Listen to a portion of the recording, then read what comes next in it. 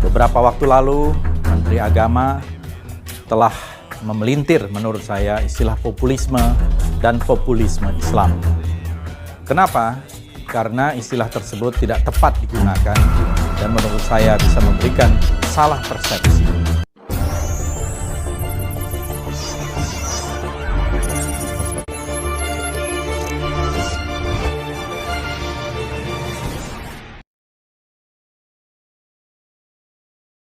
Assalamualaikum warahmatullahi wabarakatuh.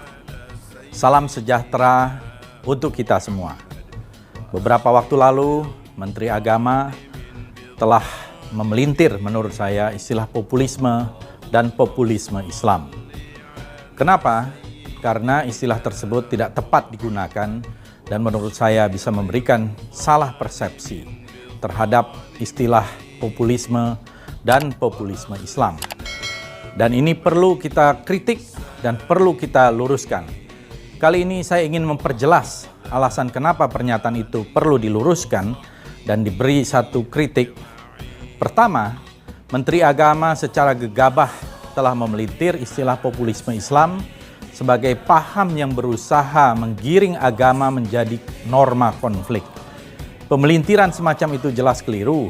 Apalagi dalam pernyataan yang sama, ia kemudian mempersamakan populisme dengan radikalisme. Itu bentuk kesalahpahaman yang sangat fatal.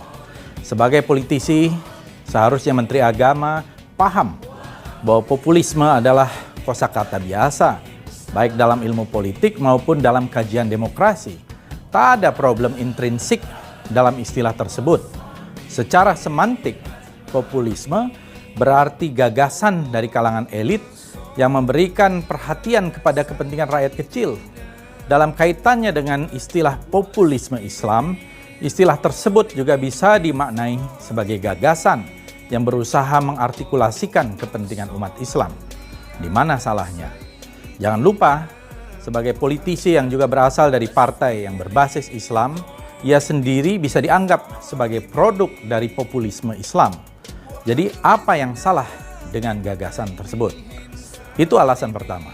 Alasan kedua, sebagai pejabat negara dalam bidang keagamaan, Menteri Agama seharusnya banyak menjalankan fungsi sebagai jembatan umat beragama dengan pihak pemerintah.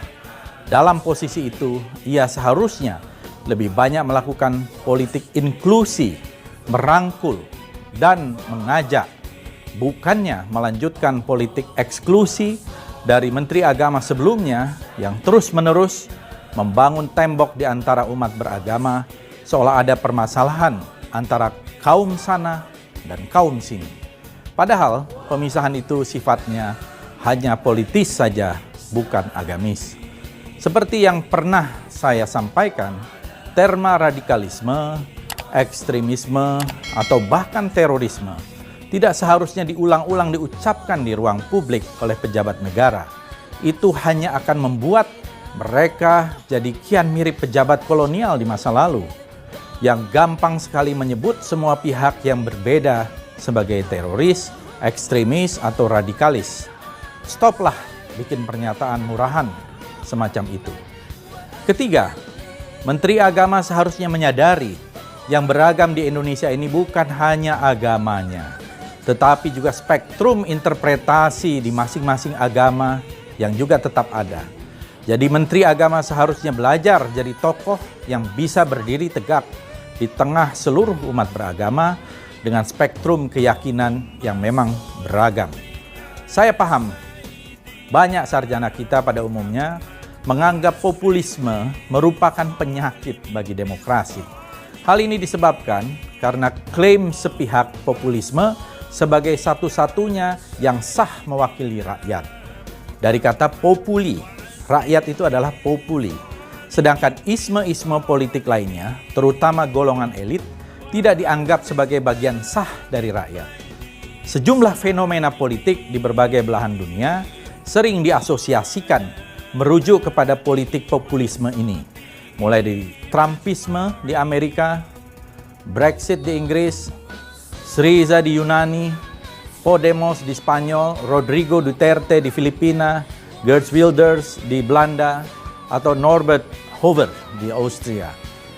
Akibatnya, kebanyakan sarjana dan pengamat umumnya memberikan kecaman kepada populisme karena dianggap hanya meresonansikan kegaduhan semata di tengah masyarakat demokratis. Populisme dianggap menyebarkan semangat xenofobia atau anti-asing, intoleransi, anti-imigran, dan perbedaan antara pribumi, authentic people, dan asing, non-authentic people, atau indigenous dan non-indigenous people.